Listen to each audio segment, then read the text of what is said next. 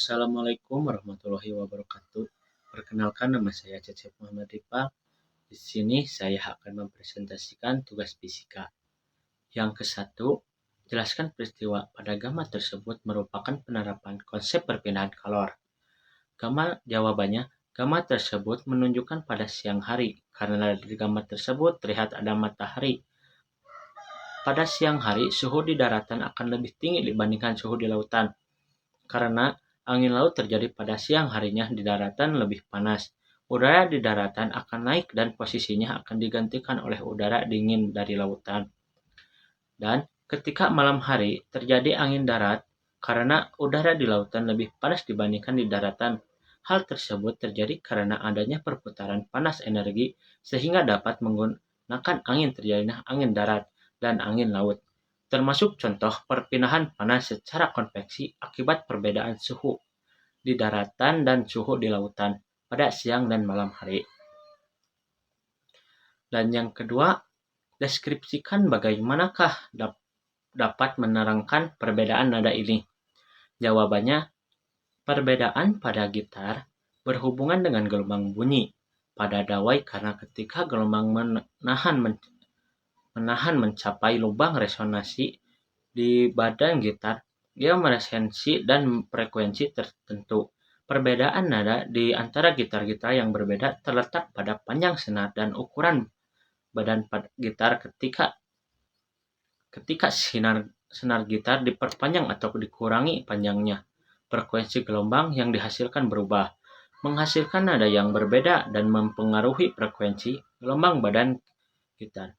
Berfungsi sebagai resonator, membuat gelombang dan meningkatkan amplitudo gelombang. Ukuran badan termasuk lebar, kedalaman, dan bentuk semuanya mempengaruhi nada yang dihasilkan.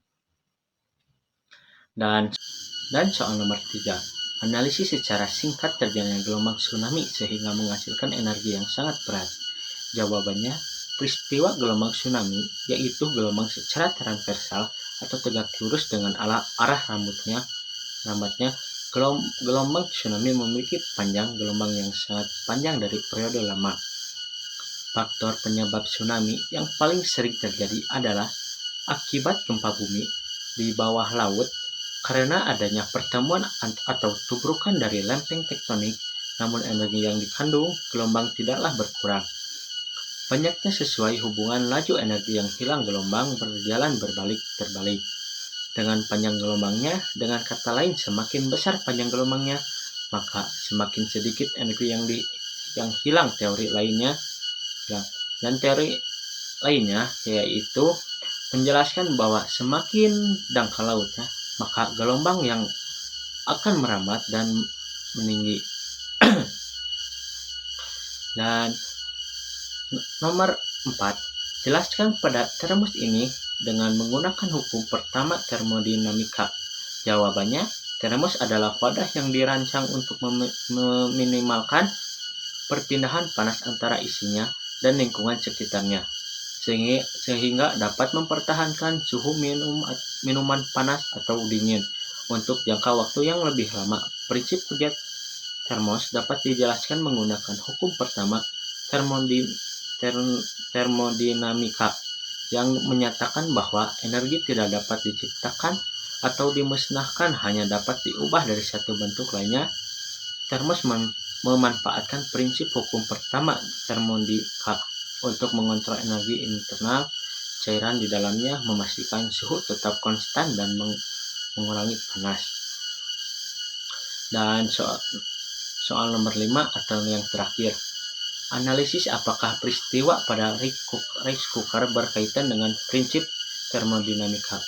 Jawabannya, rice cooker adalah perangkat dapur yang dirancang untuk memasak nasi secara otomatis dan menjaga nasi tetap hangat setelah dimasak. Prinsip operasi rice cooker berkaitan erat dengan prinsip-prinsip termodinamika. Hukum pertama termodinamika menjelaskan konversi energi listrik menjaga energi panas untuk memasak nasi, sementara hukum kedua termometer menjelaskan perpindahan panas dan meningkatkan entropi selama proses memasak.